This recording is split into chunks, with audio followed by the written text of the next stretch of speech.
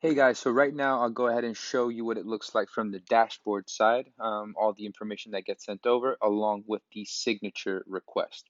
So if you notice in the test return that we included, it was Robert Test with this particular SSN. Now all you need to do is double click on it and it'll open up that particular return, right? So really quickly, the first thing I wanted to go ahead and show you on the right hand side, you have the chat, right, where we're communicating with the taxpayer, right? Here's just some basic information about your tax office.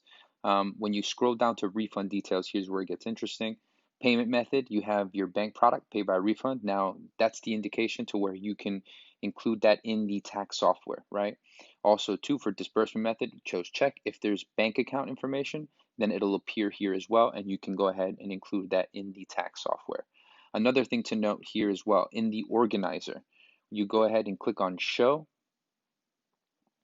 and then this is all the information that they included, right, in the basic information, along with the dependent, right, for Fernando Test, and some information about the homeowner stuff, right, along with health insurance. So what we'll go ahead and do, we'll go ahead and click back. That's just a quick little overview of you being able to see that.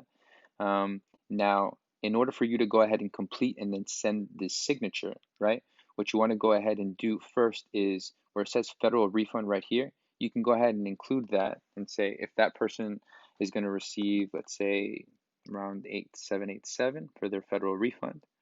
If they have a state refund, you can include it here as well. This is just going to appear for them so that they can see exactly what they're going to go ahead and sign. Go ahead and include that, right? Then you include your total fees. If you want to include your prep fee, let's say it's 175, click save. And now from here, it's very, very simple. What you want to go ahead and do is click request. So you'll click request. Here's the information that you have there, right? If you want to go ahead and add a state or add a fee, you can do so as well. Go ahead and click browse.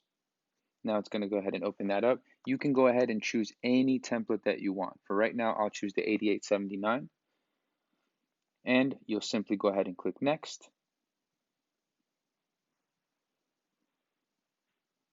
Now, if you see, it looks very DocuSign-esque, which is really cool, right? You have the document right here.